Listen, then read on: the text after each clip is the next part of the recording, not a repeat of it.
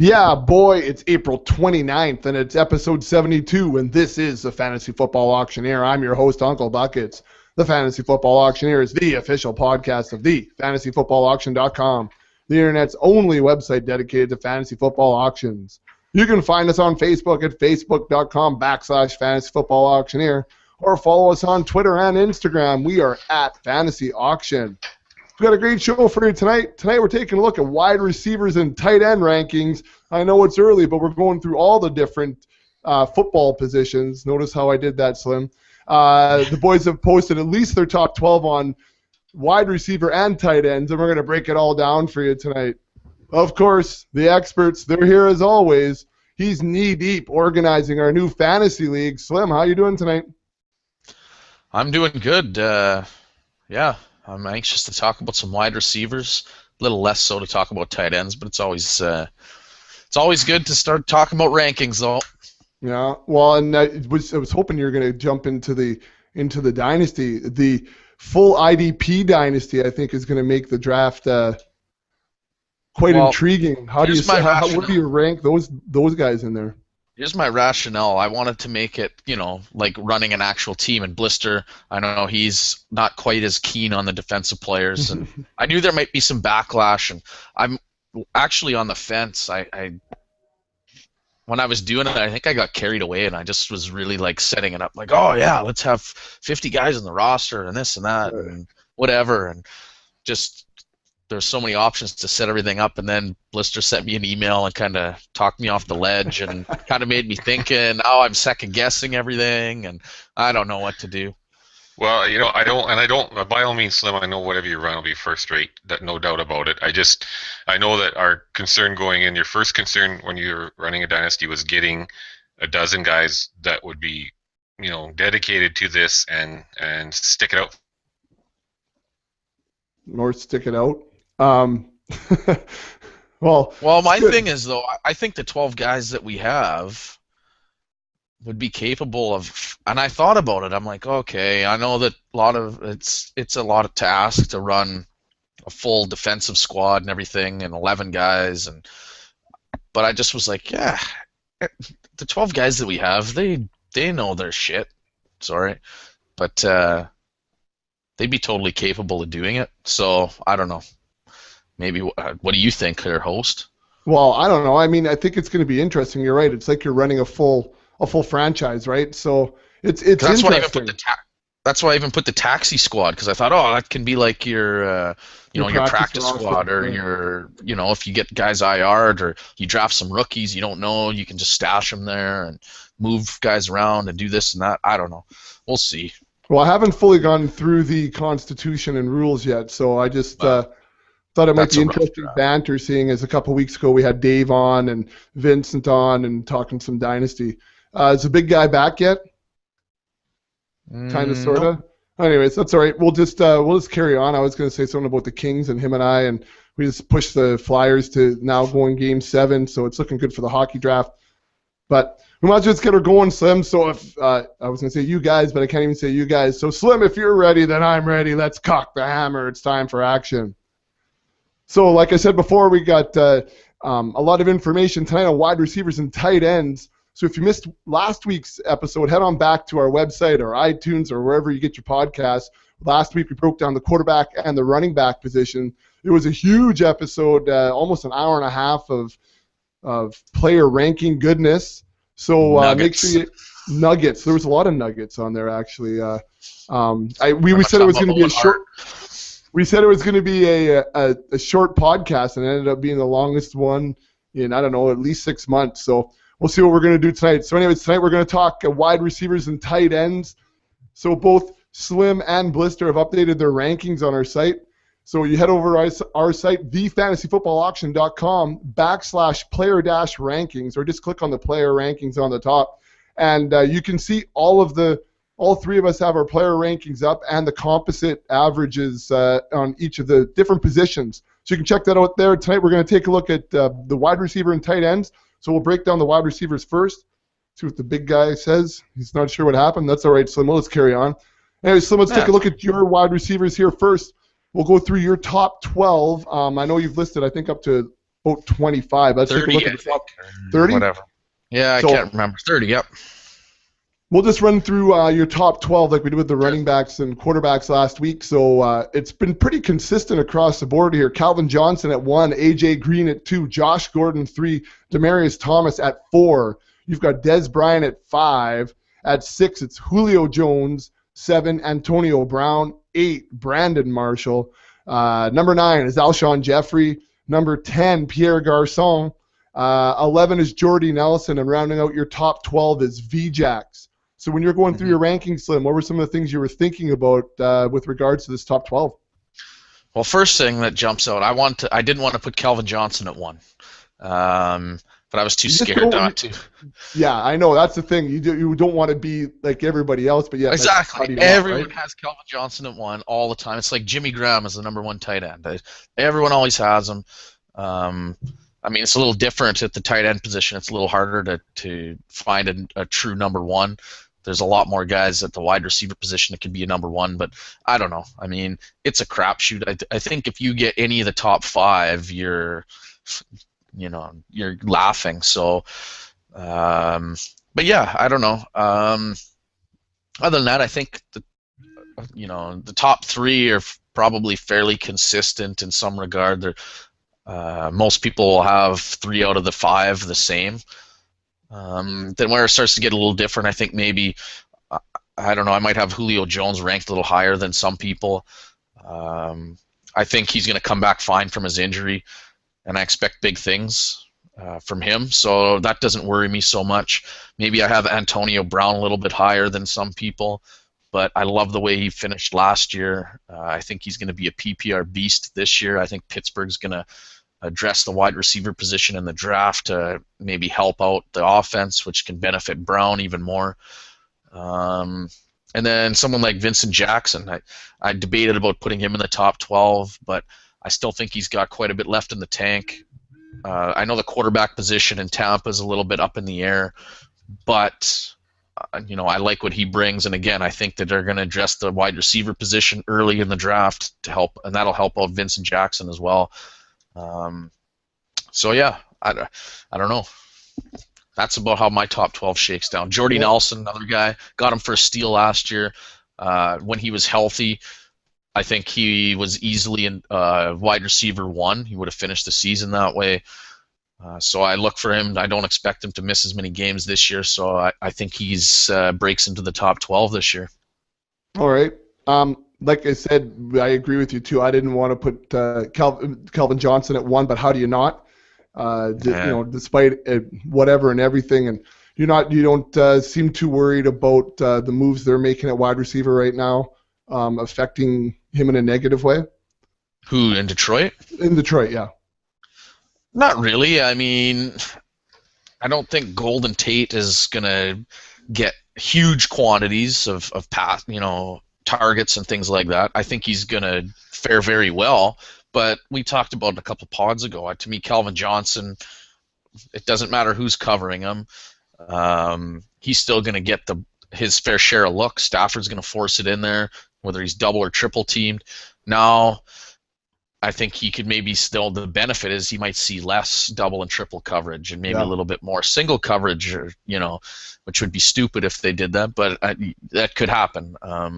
So I think that it benefits him to have more weapons, to be honest, in Detroit, because he's the man. Everyone knows it. He's going to get a ton of targets, regardless of who's opposite him. But if there's quality playing with him, then that makes the defense, focus on other guys, not so much on Calvin Johnson, which can only help him. So yeah, it doesn't scare me that much. All right. So hey, Blister, why don't we run through your top 12, and then you can tell us about your thoughts in that ranking. Is that all right? Go for it. All right. Awesome. So again, top 4 is the same for both of you. We've got Calvin Johnson at 1, A.J. Green at 2, Josh Gordon at 3, and Demaryius Thomas at 4. This is where we start to change it up. You got B. Marsh at 5, Des Bryant at 6, Julio Jones at 7, at 8, Alshon Jeffrey, 9, Antonio Brown. At the 10 spot, it's Keenan Allen. At 11, Vincent Jackson, and rounding out your top 12, Jordy Nelson. So, Blister, tell us a little bit about how you went through your top 12. Well, I just caught the tail end of you because of some technical difficulties, but yeah, I was also a guy that thought maybe I would not have Calvin at number one, but I just think that it's hard not to have him there. Right. Even That's last a year, weird thing on, yeah. uh, two less games, he still ended up as a third ranked wide receiver. I really like Gordon. I hope he can build on even what he did last year. It's hard to say he had a heck of a year, but after that, I mean, I look at Brandon Marshall, and if he's paired with Jay Cutler all year, if Jay stays healthy, he just looks Brandon's way a lot more. I mean, Alshon's going to have a great year as well, but I just think in the end, if everyone stays healthy, and Cutler especially, he'll look for Marshall a little more often. And Alshon's the younger guy; he might end up getting more attention, so I might find Marshall, he might get a little more single coverage than Brandon, so that's only going to help him. Dez, I mean, he could flip-flop. Dez ended up fifth last year. You're looking at all these guys here, these top 6-7 receivers. If they're all healthy, it'll be a hell of a battle to see who ends up on top, because I think you'd be happy with any of these guys as your number one. Julio last year was my number one wide receiver, and then, unfortunately he went down with injury, so hopefully he can rebound from that. Antonio Brown, I do like Antonio Brown. Last year he had a heck of a year. Again, this year, he doesn't have Emmanuel Sanders there, so who's going to step up and be the other guy? That he's going to get a lot of looks from Big Ben and a lot of targets. Keenan Allen, I could probably argue myself into moving him down a few slots out of the top 10 quite easily. Last year, Keenan ended up as the number 17th ranked wide receiver, and he had a lot of games, I felt like, especially near the end, where he didn't do a heck of a lot, and all of a sudden he'd catch 2 or 3 2-yard touchdown passes, which obviously is great. It adds up. But in a PPR league last year, Keenan only had 71 grabs, so he's given up 20, 30 catches to some of the guys ahead of him. So that number's got to go up this year for him to be a top 10 receiver. The receiving core in San Diego took a heck of a hit last year with so many injuries, and other guys like Vincent Brown, who everyone expected to step up for 2 or 3 years now, did really nothing. And I think it's just because I don't think Phillip looked his way that often. So if the receiving core is healthier in San Diego, that could help. Just like Slim was saying about Calvin, it could help Keenan. Right. Because there's going to be more guys to cover, but at this point in time, it's nice that he looks for him in the red zone, but I'd like to see him catch more passes going down the field too, and move the chains a little bit more as well. Yeah, so and you're right, and the idea of having someone strong opposite you, just like Megatron, no double coverage, no bracketing over top, that definitely can make a big difference. Let's speaking of difference, let's take a look at a couple of individuals where you guys vary a little bit in this, top 12, top 15 type of a range. So let's take a look first, Slim. Right now, you and Blister, I mean, it's not a big difference, but Brandon Marshall, Slim, you have him ranked at 8 versus Blister, who has him at 5. I know it's not a huge difference, and maybe it's just kind of lumping him in a tier there, but what are your thoughts as far as your 8th position there and how he kind of compares to a couple of the different receivers that are around him? If we just take a quick little peek in that 8 slot, you have him just behind Antonio Brown and just ahead of Alshon. So you have Brandon Marshall and Alshon Jeffrey back to back. So talk a little bit about your B-Marsh ranking. Well, I just think Alshon Jeffrey's going to have another year under his belt.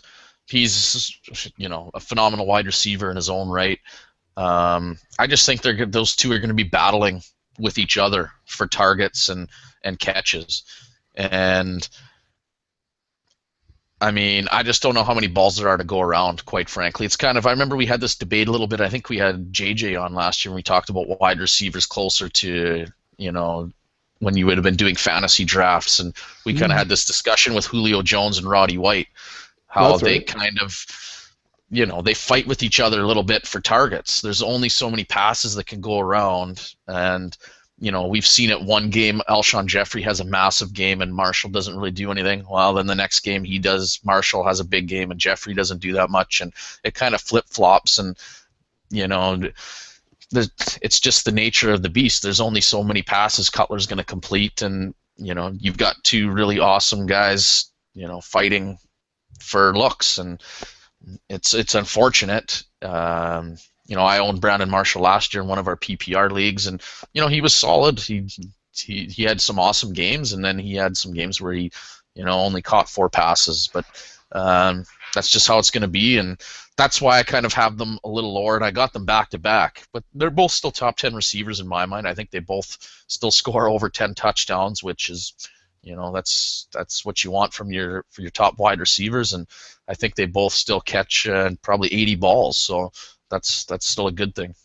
Yeah, for sure. And maybe he's a guy like Blister's in that draft and go right now, a guy like Brandon Marshall, because of his potential to have just gigantic games, and maybe he has a couple of dud games, but that draft and go format, you really just want you don't mind this the big spikes in performance, because that can help you out throughout the year for sure. Yeah, I want to add a couple things there with Brandon. Yeah. Only 5 receivers last year topped the 100 catch mark, and Brandon was one of the 5, obviously, right on 100. And Alshon had 89 grabs last year. Alshon ended up with more yards, but Brandon had more touchdowns, 12-7. So, I think you split that down the middle. You still got 2 wide receiver ones right there. They both would be in about the 95 catch range, 95 catches, 1,300 yards. Maybe about 10 touchdowns each. So you'd be pretty happy to get that out of your receivers.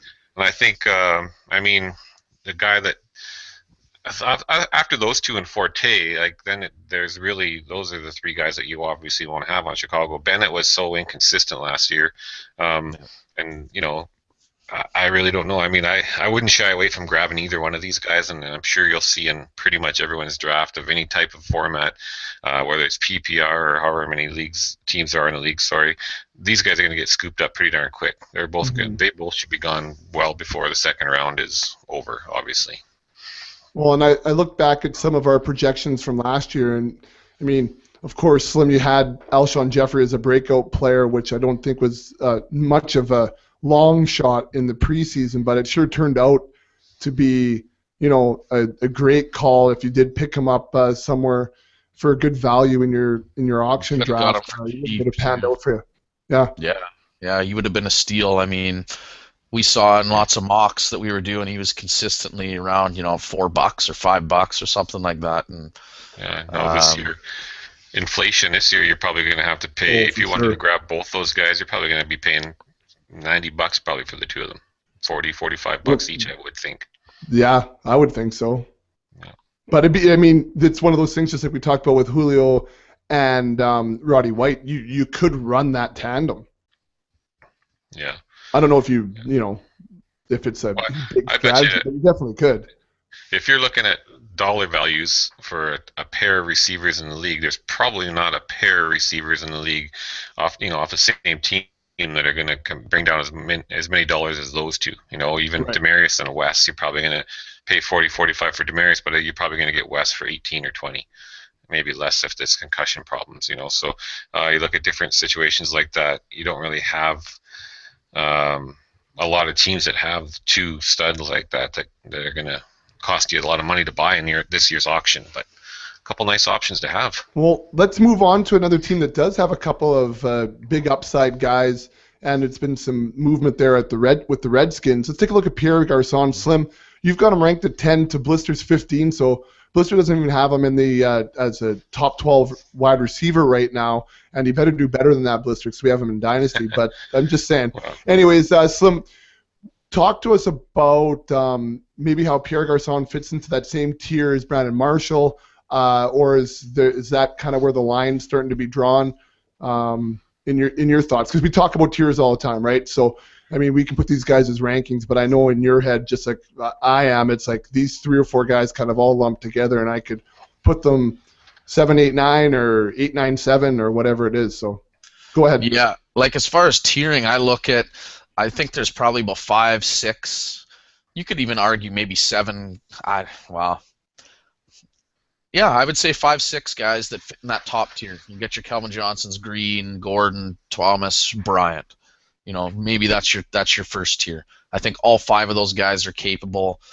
Probably odds-on favorites. One of those 5 is going to be the top fantasy-producing wide receiver.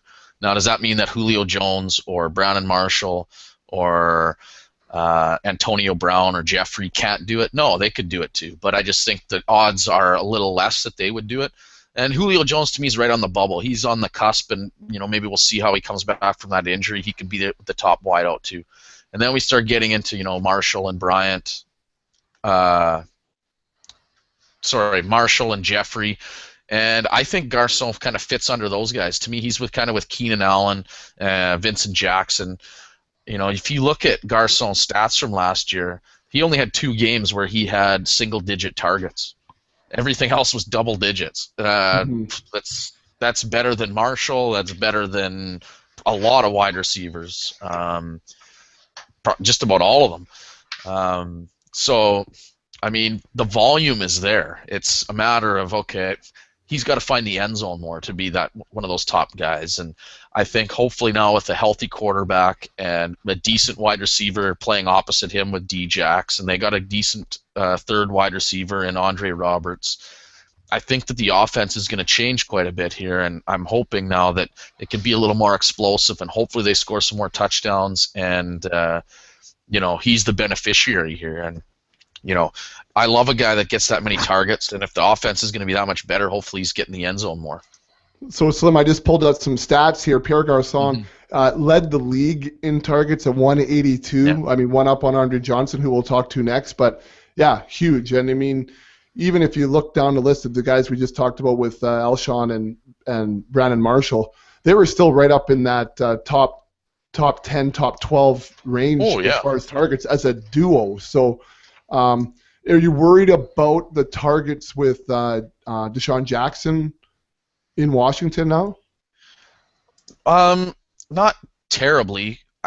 Deshaun Jackson has never been a real target-heavy kind of receiver. He's kind of that feast or famine guy where he can take 3 catches and turn it into 120 yards and a touchdown. He'll take that 70-yard pass to the house. And Garcon's more of that volume kind of guy. It's more shorter stuff. I don't think that's going to change very much. I think Jackson's just going to be now that home run hitter that they've never really had before. So we'll see how that goes. But right now, I'm not that concerned as of yet. And Pierre Garcon did lead the league in receptions as well with all those targets. So a PPR giant, which is what we're hoping for. Yeah, that's right. Yeah, 5 TDs on the year is can definitely. Now, Blister, would you say 5 TDs for Pierre Garcon? Is that his floor, or?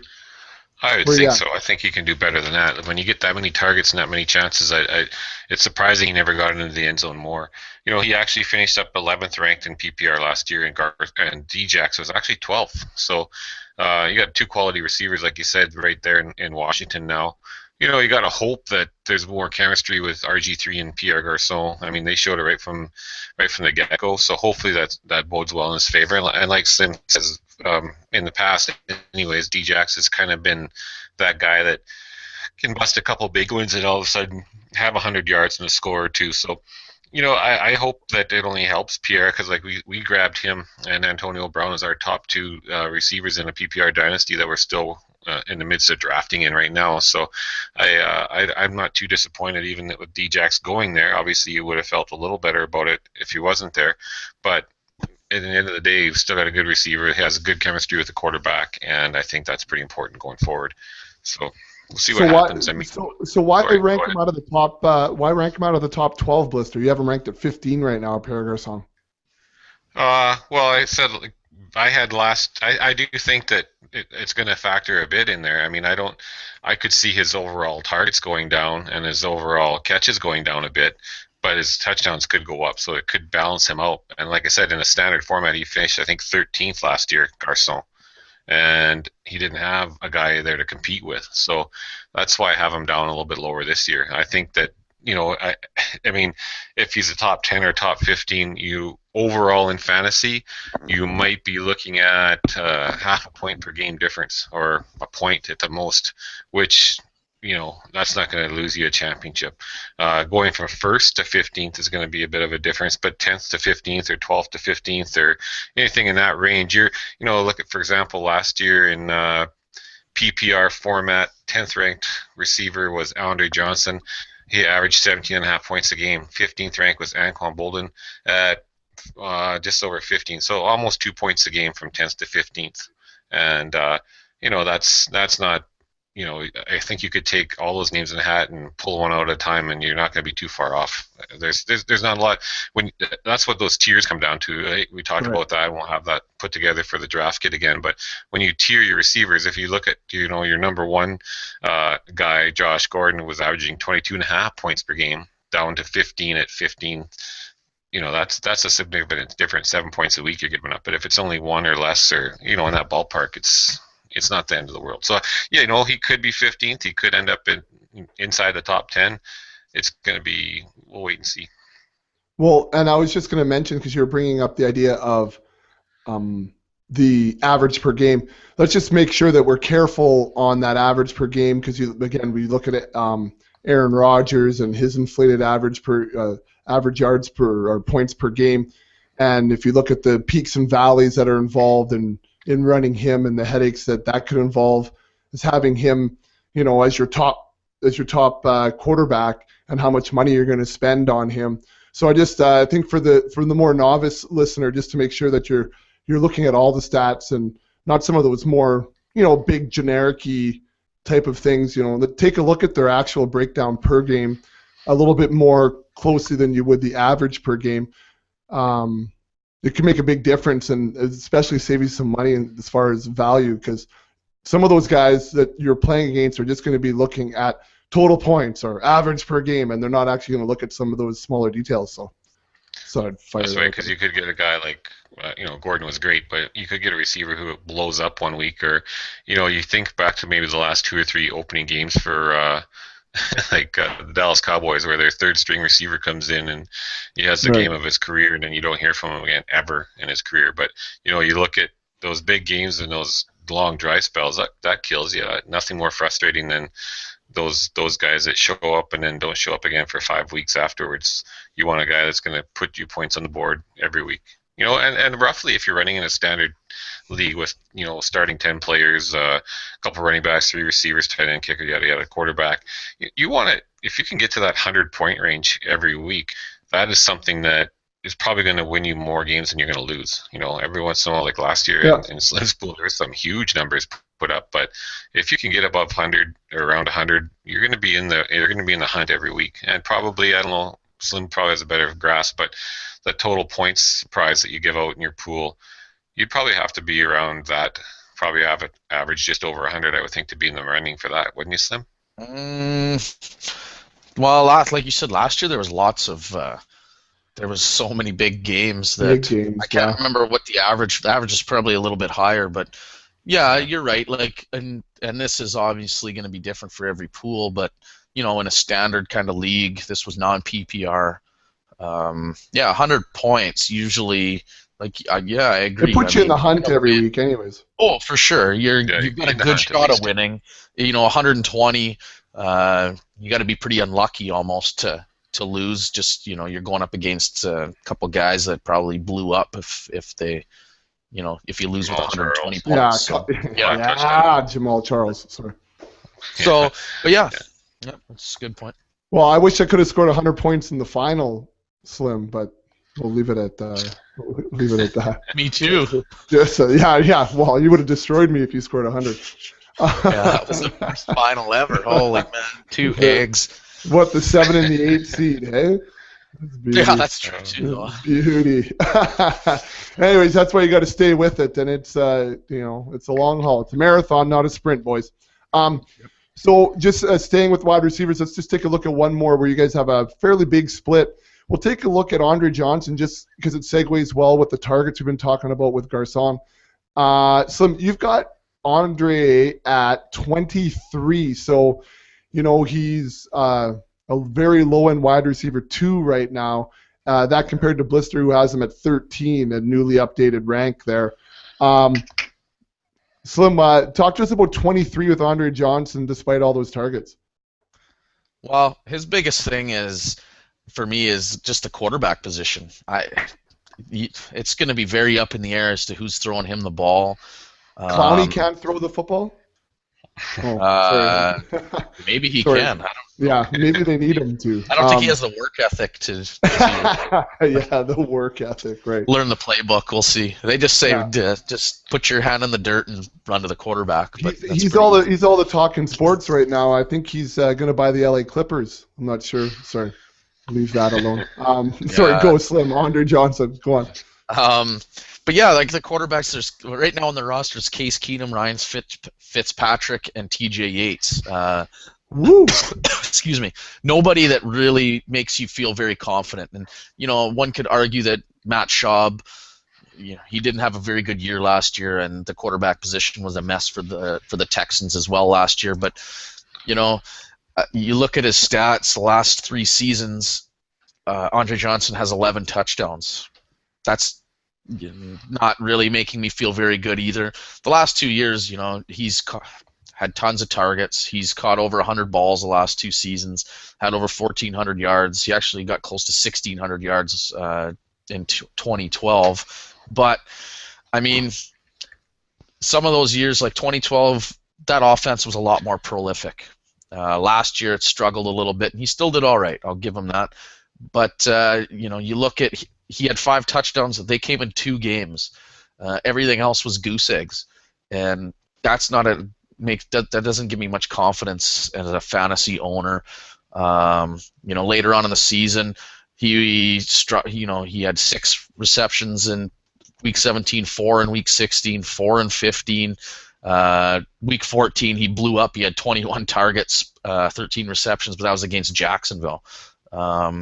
So I'm kind of worried as to what I'm seeing there. DeAndre Hopkins, he's got to take another step here to really help Johnson. Otherwise, I think teams are just going to really focus on Andre, and especially with a banged up Arian Foster and maybe a lackluster run game that we're used to seeing from Houston.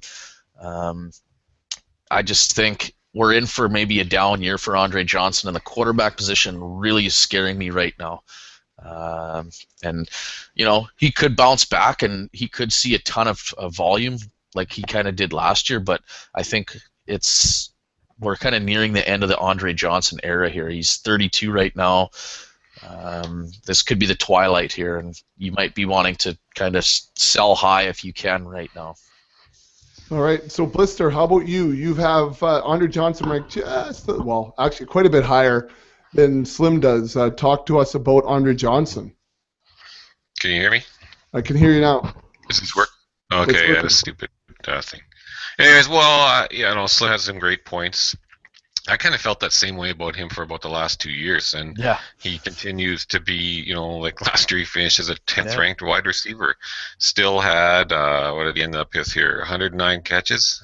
Holy man, for 1,400 yards, but only 5 TDs. Like, I kind of thought he would be falling and fading last year, and he just continues to put up the numbers. And it's a very valid argument. The quarterback situation is brutal. Like last year, Schaub always liked to look for him. He only played 10 games last year, though Schaub did. So with Andre, he could very well fall down in the top 20s this year. I guess it depends how big a step forward DeAndre Hopkins makes this year, and if he can kind of pass the torch to him or not. Like I said before, I expected him to fade in the last couple of years, and he continues to put up very solid numbers that you could be happy with. So leave him up there because I was wrong doubting him for about 2 years in a row, so that's why I still have him in the top 15.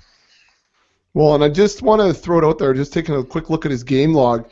Let's not forget that his high ranking, too, he has that monster week in week 9, scoring 40-plus points. He got 3 scores, 229 yards, 9 receptions. So he was a monster that week. But he scores 1, 2, 3, 4, 5, 6, 7, 8 times in the double digits. But he lays an egg week 3, 3.6. Only once over 15.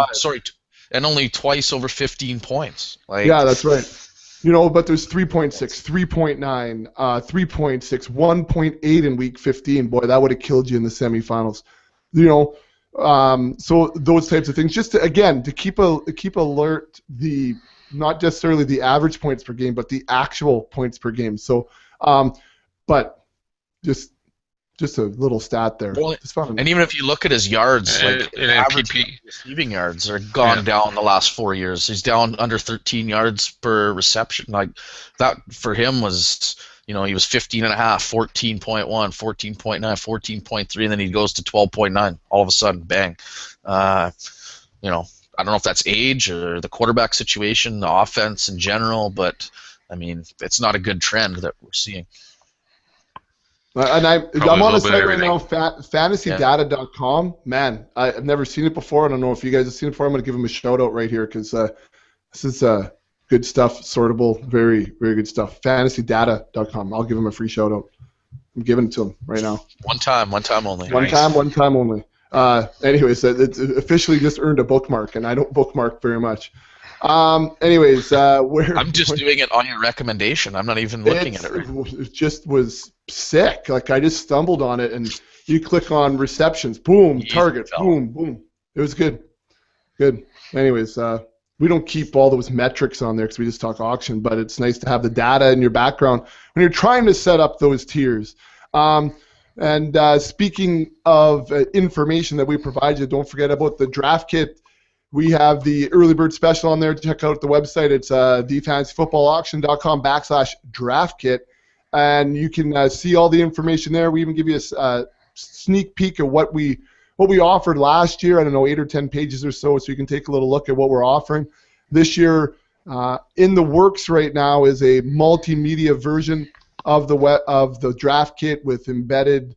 If you're doing the electronic version of it, it would, embedded videos, links directly to the podcast. When we're talking about wide receivers, click, boom, you're on the podcast with the wide receiver ranks that we talked about. So it's all there over at the website, thefantasyfootballauction.com/draft kit. Anyways, anything else you guys want to talk about as far as wide receivers? You want to move on to tight ends? There was one. Who was it? Darn it. You can probably move on. It was Keenan Allen. That's who it was. You were talking about how you might drop him down, Blister. I think you got him in a decent spot at 10. I mean, I'm a little lower at 13, but I think you could definitely make the argument. And just in the fact, he didn't do anything at the beginning of the season last year, really. First few games, he was non-existent. No one knew who he was.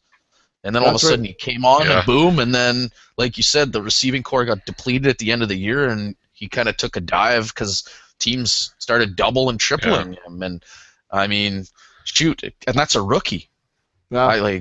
He should only be getting better and better, and now over 100 targets, you said the receivers get better, and he plays. Yeah.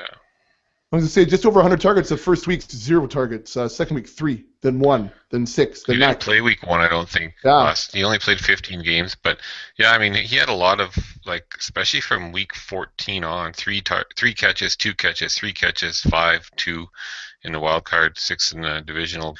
But then, 2 scores and that, with 3 receptions, 2 scores. Yeah, well, that's the thing. Yeah, he ends up with 3 catches, 2 scores. 2 catches, 2 scores. 3 catches, 1 score. So, yeah, I mean that's nice. Like I said, knowing that they like to look for him in the end zone, that's big already. Being a good receiver, I think those numbers have got to go up as far as targets, receptions go. So, yeah, you know what? Maybe he will make that top 10 billing. Well, what do you guys think about him, though? Do you think he's going to, just because of the finish and the stuff he had? Yeah, we're here. The finish and stuff he had, do you think his value is going to be pretty inflated? I don't know if you're going to be able to get him for a decent dollar value. I don't think it will be that inflated. I mean, are you going to put him ahead of Julio Jones or Alshon Jeffrey? I don't think anybody will go that high. Yeah, that's true. I mean, if you're getting them right below those guys, that might be fair price. So I don't think there's going to be much inflation unless you're drafting in Southern California and you got a bunch of powder blue wearing guys in your draft. I don't know. I just think there's so much talent at wide receiver. It's hard to be inflated unless you're one of these top 2 tier guys. And I don't think he's quite there. I think he's kind of maybe tier 3. But it's tough to say. If you're spending more than you're gonna buy Antonio Brown for or Alshon Jeffrey, well then yeah, I mean that's inflated. But I think you can get him at a fair price. You might not be able to get him. Like I look at guys like Antonio Brown. I think you might be able to get him for cheap. Pierre Garçon, he seems to be value. Someone like Randall Cobb could be value. Maybe Michael Crabtree. Victor Cruz this year could be value. I think everybody else is kind of going to be, right around the same, price range depending on the draft year, and except for maybe these top, 8 wideouts that are going to probably fetch pretty big dollars. But so Slimmy, what do you put the last 2 guys we just talked about, Keenan Allen and Andre Garçon? Or sorry, Andre Garçon. We got a brand new receiver in the league. French. French. Andre Garçon. Andre Garçon too, but he's going to be good. He's going to have a lot of targets, Andre Garçon. Andre Johnson. In the CFL from the Alouettes. Okay, Andre Johnson had 109 grabs last year, only 5 scores. Keenan had 71 grabs and 8 scores, all over 1,000 yards, obviously. What do you think they're going to go for? Auction value, PPR format? Oof. Throw me on the spot. I think that PPR, I think you're looking at probably somewhere around $30 maybe for both those guys. Yeah. Well, they probably should. Yeah. Like I think the top guys, like Calvin Johnson's gonna go for probably between 45 and 50, maybe even higher depending on your draft. He always seems to go, for that. AJ Green and Gordon and Thomas and Des Bryant and Julio, they'll be, somewhere behind that between 40 and 50, and then I think you're going to have a whole bunch of guys that are falling into that, $35, $30 range, depending on how everyone in your draft has them ranked. In our draft, there's a guy who really, I think, will value Vincent Jackson. He typically values him fairly high, so he could go for close to 40. We know Brandon Marshall and Alshon Jeffrey are probably going to be valued close to 40 because there's a guy in our draft that probably wants one of those 2 guys on his team. Or both. Yeah, so I mean, it's just going to come down to kind of individual drafts, but I think $30 is going to be a fairly common price range for a lot of these guys. Randall Cobb should be around 30. Jordy Nelson, you're probably getting close to 30 there. Antonio Brown, I think, should go for 30. Last year in drafts we saw him go for a lot cheaper than that, but I think that people are finding out about how good he really is and how much they like to use him. So I think maybe the secret's out a little bit now this year, and same thing with kind of Randall Cobb, I think, and even Jordy Nelson. I got him for cheap last year. I don't expect to get that again. So. We'll see, but I think $30 is going to be a common kind of price range for some of these guys, and maybe 25 even. You might get a couple wide receiver 2s for $25. Right. Yeah. I'm excited for the August wide receiver special podcast because I know that we've been talking about it lots here during the off season about that strategy, that concept of drafting a couple of big name receivers. Similarly what you would have done 5 years ago with running backs, and how that there seems to be a trend kind of moving that way. So I'm kind of excited to see what strategies are, what budget values are for that position as we move closer to draft day. So I'm excited for that particular pod because I think it's going to be a real change in the way we view things. So yeah. No, we'll move on. We'll move on to tight ends. And this hopefully will be short and sweet. So Slim, let's take a look at your top 12 tight ends. Jimmy Graham, of course, number 1. Julius Thomas at 2. Vernon Davis at 3. Jordan Cameron at 4. Rob Gronkowski comes in for you at 5. Jason Witten at 6. Jordan Reed 7. Greg Olsen 8. Martellus Bennett at 9. Dennis Apita at 10. Kyle Rudolph at 11, and Charles Clay of Miami at 12. Talk to us about your top 12 tight ends. Well, let me go there. Well, it's on the script, buddy. It's on the script. Jimmy Graham,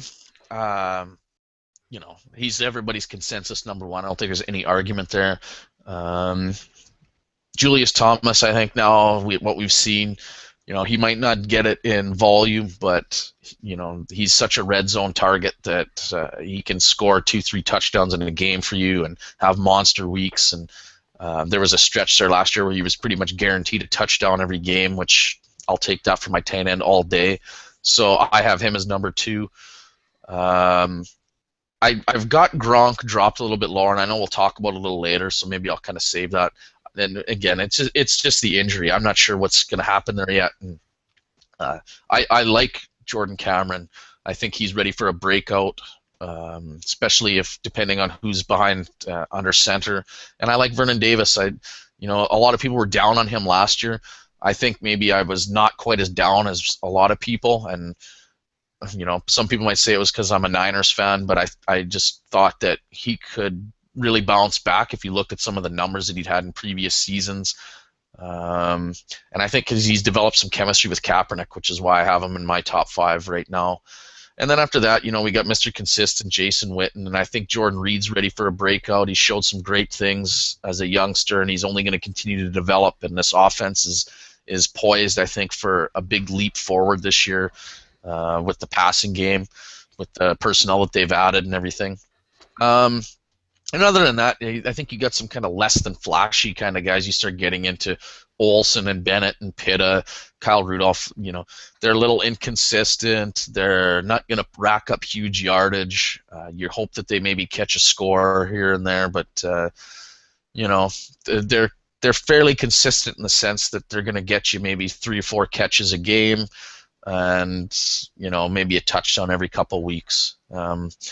So yeah, that kind of rounds out my top 12, and all right. Nothing flashy. Well, let's move over to you, Blister. Take a look at your top 12. Of course, Jimmy Graham at 1, Julius Thomas at 2. You put Gronk in at 3, Vernon Davis at 4, Jordan Cameron 5, Jason Witten 6, Greg Olsen at 7, Jordan Reed at 8, Martellus Bennett at 9. You take Kyle Rudolph at 10, Dennis Pitta at 11, and a surprise, not necessarily a surprise entry, but a new entry into the top 12, Garrett Graham of Houston at 12, Blister. Talk to us about your top 12. Well, I still got Gronk up there as the 3rd ranked. I guess it's all, like Slim said, it's going to come down to injuries, and can he play a full 16? And, I mean, guy doesn't need to play 16 to finish in the top 5 of tight ends, but it's just a big question mark. What he's all 60, he can easily be on the top of this list here. I was one of those guys that kind of doubted Vernon Davis because his stats from the last 2 years when we had big expectations disappointed, and I'm pretty sure I remember last year, he didn't make it into the top 10 or maybe even the top 12 tight ends for the last couple of years. I'd have to go back and look. I could do that while I'm talking. But last year, I mean, he had a great chemistry, like Slim says, with Cap, and that's a big thing, like we talked about earlier with Pierre Garçon and RG3. They have good chemistry, so you got to put a little more weight into those type of relationships. If we go back to 2012, Vernon Davis finished 20th ranked tight end, and in 2011 he was 8th. So he's kind of been on a bit of a yo-yo, and last year he had a great year. So that's why I remember talking about him last year and kind of probably not loving on him. Jordan Cameron, I hope that he can continue to play. He did have good chemistry with Hoyer, if Hoyer's going to be the quarterback, and Hoyer did good things with that offense in the short amount of time that he was in there. So I'm hoping that with Cameron, Josh Gordon, and maybe they add another receiver, maybe they get Sammy Watkins in the draft. They could have some explosion of talent on the offense. That I remember again last year we made a lot of probably negative remarks. Norv Turner and Cleveland and exciting and blah blah blah offense, and we kept saying yeah right. Yeah. But, I remember that, and so we had a hard time believing in it, but Jordan Cameron is a talent. I hope he can stay up there because I think I've drafted him in at least one draft already. So I hope he can keep playing. And then Slim says Witten, he's very consistent. Last year he got into the end zone more. There's a bit of a knock on him going into last year's draft because he didn't get into the end zone, but it was just a matter of time. Last year he got into the end zone, and he still had 71 catches, I believe. So 73 catches, and he was in the end zone 8 times. I have Greg Olson at 7. I'm not a huge Greg Olson fan. He ended up actually 7th last year, though. So he actually potentially could even do better because they have crap left in Yeah. Carolina. They had Who's great stuff. there? But Steve Smith is gone. He was aging anyways, but he was their guy. Brandon LaFell is gone. Their number 1 receiver was Jericho Cotchery, and their number 2 is Jason Avant. So I really don't. I mean, they're gonna have to throw the ball And they some. almost made it to the Super Bowl. Unbelievable. So Greg Olson might see a huge uptick in targets. He might be the only sure-handed, reliable a guy that can catch the ball in Carolina. So you know what? There's a potential there for a bit of a sleeper potential for him to move up and maybe be a real steal. I'm sure you're going to go into an auction draft and get him for $2 maybe or $3. I don't think he's going to be too expensive. Martellus Bennett, I mean, again, he's another guy that has some really great games, and then he kind of seems to disappear for weeks at a time. Last year he finished as a 10th ranked guy, so having him in the top 10 again is not a stretch. Dennis Pitta, all the love was for Dennis Pitta last year, and then he got injured, and we barely saw any of him at all. And now this year they added another injury-prone tight end in Owen Daniels, so I don't know how that's going to affect them. I would think, again, if we talk about chemistry, I think Dennis has it with Joe Flacco. If he can be healthy and play the full year, he's another guy that last year would have cost you quite a bit more than I think what he'll cost you this year. But we could see the potential that we wanted from him last year. We could see that this year, so at a reduced cost. And I got Kyle Rudolph sneaking into the top 10 because everywhere Norv Turner goes, the tight ends have they have a much bigger role, and they produce much more in the offense. So Kyle Rudolph in Minnesota, Norv Turner is the offensive coordinator. Either they're going to have Matt Castle there, or maybe they draft Blake Bortles or somebody like that who, if it's a new young rookie quarterback that ends up getting the starts, nothing like having a good security blanket in a tight end. So between that and having Norv Turner there's another guy that you might want to be able to steal in your auction draft. The big guys are going to go out and pay $35-40 on Graham, Thomas. Gronk is going to go for money. Vernon Davis probably, Jordan Cameron, and then all of a sudden, then you get into these other tight. Yeah, you slide in there, and Greg Olson, Dennis Pitta, Kyle Rudolph, and stuff like that. Charles Clay had a great year last year.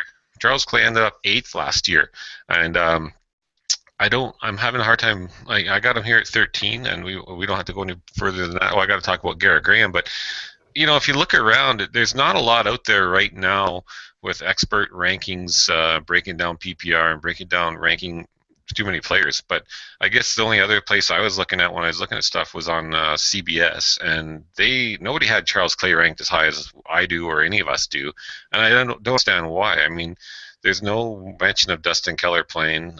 He was the guy last year that was going to be the man, and he was hurt. I really don't know who else is coming in there that would affect him. I mean, he had a great year last year. I don't know why that wouldn't continue or improve even upon that. But Garrett Graham, I have 12th, and that's quite high because Slim has him at 20th. But last year, Garrett, he only played 12 games last year. He finished as the 14th ranked tight end. And it's another situation where in Houston, we just talked about Andre Johnson aging. Obviously, Garrett Graham showed he can play last year. They're going to have either a young quarterback or rookie quarterback.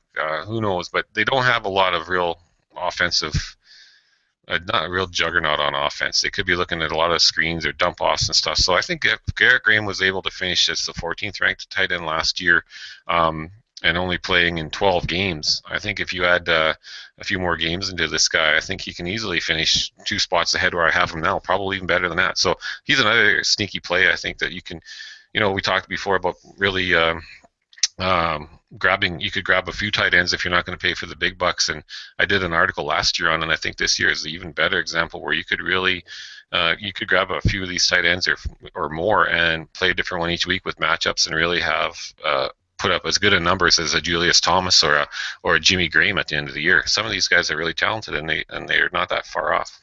Well, Blister, if he's still available and you're drafting, go old Garrett Graham. He has some peaks and valleys there too, but a 13-point game, a 18-point game, a 13-point game. If you can score him in the top 5 or top 3 tight ends a couple weeks in a row, he's already gone, eh? is gone. Yeah, I wanted to. I think if I could have got him like a round or two ago when I wanted to, I would have drafted him then. But then he was gone, so I totally jumped the tight end ship and went elsewhere. All right. Okay. Well, I just that again Oh no. that type of that format, right? Like he fits in well there, and like we talked Mm-hmm. before, you're in the 20 plus round, and if he can finish in the top 5 1 week, right? 1 week only, he's worth the pickup that particular week. So. Well, I think back to the article, and I don't have it in front of me, but I looked at the different top scoring tight ends from each week, and it's quite a wide variety. Most of the dollar variety that you'd buy, So, in a draft and go format that I'm in right now, you draft your team, you walk away, and each week the computer optimizes your best lineup. So you don't have to even worry about that. If you got guys that have the potential of being well targeted, I mean, depending on when you draft, like you could look at, you could really get into it and look at the different matchups and know that the best, easiest, supposedly strength of schedule for tight ends might be St. Louis or something, and you could definitely target Jared Cook, who can have a huge week and then just disappear for a month. Yeah. There's a guy, yeah. Garbage. So that's frustrating, man. Ugh, maddening. Tell me about it. I tell you. I tried to stream the tight end last year, and didn't matter who I picked up, if it was Delaney Walker or whoever it was, trying to slot someone in there. I don't know if I scored more than 10 points in 5 weeks combined. It was it was trouble. You had a terrible string. Trouble. But I mean, a lot of adversity, and now you're the champ. Yeah, that's right. But hey, though, the thing there is that I spent my money in other places, and it made up for that deficit a lot of times, right? So, spend the money to get Jamal Charles, well, then a little bit of hind teat on the tight end. But again, trying to find that magic point value of your 105 or 108 or whatever you're trying to target for week to week, and if three points out of your tight end will put you there, then it wins you games, really. Yeah. Which seems weird, but it's because you spent $1, right? And you just played the waiver wire as your bench as far as the tight end goes, and it was painful. Painful to look at 1.2 and whatever, right? But Slim, I guess Blister went through each of his top 12 here. Is there anything you want to talk about as far as Gronk's injuries, with Vernon Davis and Jordan Cameron ahead of him? Do you want to speak about the Charles Clay, any of those types of kind of different numbers than what some of the other people have? Well, I mean, with Gronk, I'm scared he's not going to, and I learned my lesson. I took him last year in a lot of drafts.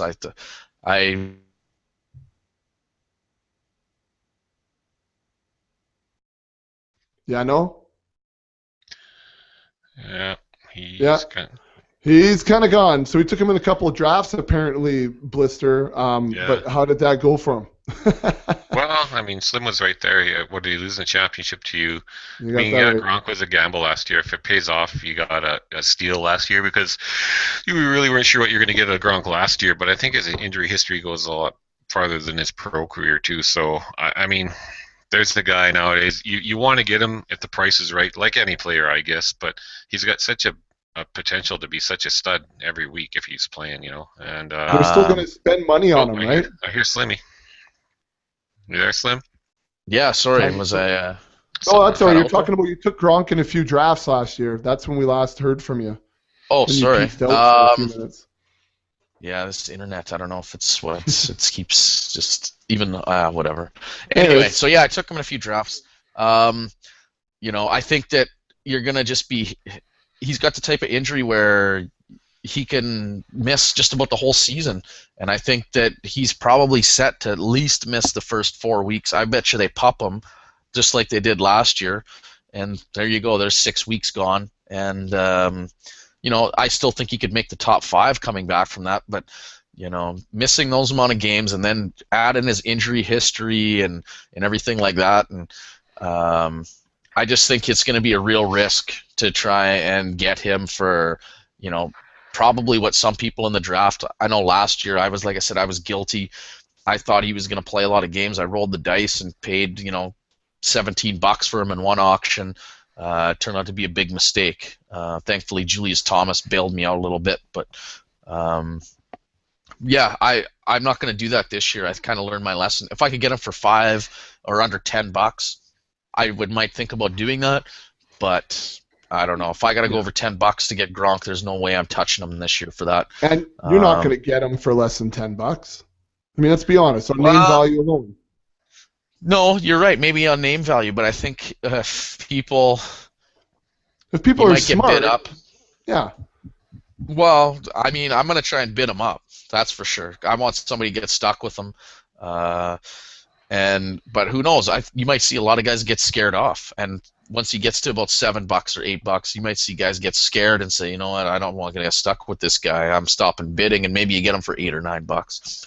For that price, I'd probably pull the trigger, but still, I'd be very skeptical. And if I draft him, you know for sure I'm trying to get a really good handcuff, because you're probably not getting him for 6 games or 4 games or 3 or whatever. He's not starting the season. Yeah. And barring some unforeseen, really freakish Adrian Peterson type rehab, he's not starting the season healthy. So yeah, you've got to have a plan B if you want to take Gronk. All right. Anything else you want to touch on Charles Clay or? Oh, I could touch on Charles Clay, but I'm not sure what you want me to. Just the fact that I have him as 12th. Yeah, you have him as a tight end 1. So. Yeah, well, I think he could even be higher. I like looking at the stats a little more closely now that we've been having some time here, and I've got more stuff pulled up that. Blister kind of touched on it. I mean, last year he finished 7th, and one thing I really like about him that's underrated is maybe not even spoken about is he was a really late round pick. I think he was taken in the 6th round. This is his contract year. He's been making absolutely nothing for the last 3 years probably, and now he's set. If he has a really strong year this year, he's set to make a decent chunk of change here, and set himself up and his family up for life. I think he's going to be really motivated to have a big year this year. So I think it's he's a top 10 tight end even. Last year what did he have? He caught 69 passes only, which isn't great. But he had over 750 yards and 6 touchdowns, and I think playing in that offense, Ryan Tannehill's only going to get better. We've yet to see kind of how explosive they can be. We know the whole thing with Mike Wallace and kind of the flop there, but I think if Charles Clay stays healthy, I don't see why he doesn't do what he did last year. Go for 750 and 6 touchdowns. Right. So I mean, if he does any better than that. Yeah. Yeah, for sure. And if he does better than that, then hey, all of a sudden he's sniffing top 5. So I'll take that if I can get him for $5-6. Right, and he kind of fits into that maybe bottom end of the 3rd tier, top of the 4th tier. I mean, Jimmy Graham's in his own right, and then maybe you've got whoever you have slotted at 2 or 3, maybe in that. To me, he comes down. And then it kind of lumps. Yeah, then I think after you get past the top 7, like I'll even put Jordan Reed in there with Witten and Cameron and Davis, and then even Gronk I guess is in there. To me, it's Jimmy Graham. Julius Thomas is almost by himself this year. You might put Vernon Davis and Cameron in there, and then it's Witten and Reed, and then all of a sudden you're getting into Olsen, Bennett, Pitta, Rudolph, Clay. To me, those guys are all very similar. And it's who can emerge. And yeah, I mean, the good thing is he's got a lot of those very similar stat kind of guys around him. So hopefully he gets kind of lost in the shuffle there a little bit, and you can get him for a deal in your draft. So just let's go to Jordan Reed really quick, Blister. What are you thinking about Jordan Reed this year? I mean, banged up for quite a bit last year, but put up decent numbers when he was on the field. You're projecting a 16-game season out of him, and why isn't he a little bit higher in your rankings? I do like Jordan Reed. I guess the only reason, again, I worry. The only concern I do have with Jordan. Sorry, I guess you have him at 8. I apologize. I got him at 8. I just think that they got 3 quality guys to spread the ball with now with Pierre, Jordan, and Deshaun, but they also added Andre Roberts, who I think is a good receiver out of Arizona, and I think he was pretty excited to be. Well, I've been reading, he was pumped to be the number 2 guy there, and now he's a little disappointed that Djax is there. So, if he's already open, and Djax has the potential to whine probably if he doesn't get enough targets. I mean, they're going to have to spread the ball around a little bit, which is a great thing for that offense. Not great necessarily for our fantasy players because we can't single pinpoint, the guy that's going to get all the looks and catch all the passes. But I just think that even if they spread it between those 4 guys, maybe he doesn't get as much attention as he got maybe last year. So maybe his numbers go down slightly, but I think he's a quality guy. I like to see him play all 16. I think that there's probably more talent there this year than there was last year, and I think that could affect his overall numbers a bit. Right. All right, so, I mean, I don't know. There's probably not a whole lot more to talk about as far as tight ends go. I think, Slim, when you're talking about there's just that whole lump of guys in there that are all the same. I don't think you can break down either one of them or any of them too specifically. So I think that's probably about it for tight ends. Yeah, no? Yeah, that's great. All right, good. We're going to get into these. We're going to break these positions down a heck of a lot more. Oh, yeah. Hey, it's come June and not even May yet. It's not even May. I was going to say not even May yet. Just a little taste. You never know by looking outside. You never know by looking outside that it's almost May, but it's supposed to get snow tonight, hey, boys? Yeah, that's just awesome. Yeah. Unreal. I'm not coming to your soccer game on Friday if it's snowing. Aren't you traveling with them? Coming with Rainey? No, I'm gonna be rolling on my own. I got the private shuttle. Oh, you don't think I'm taking the big yellow? No, I take big red. Little red. Little red. Anyways, all right. So that was a look at wide receivers and tight ends. Head on over to the website FantasyFootballAuction.com. Click on player rankings on the top, and you can see each of our individual player rankings as well as the consensus average rankings listed there. As we get into the season, we'll put up dollar values for not only our auctions will be in there and the average auction values, but we'll also during the season have daily fantasy numbers in there as well.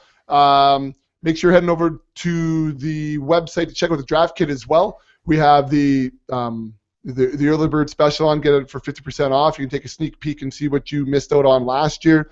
Last week was busy with guys buying the kit already, so don't be that guy in your league who doesn't do it.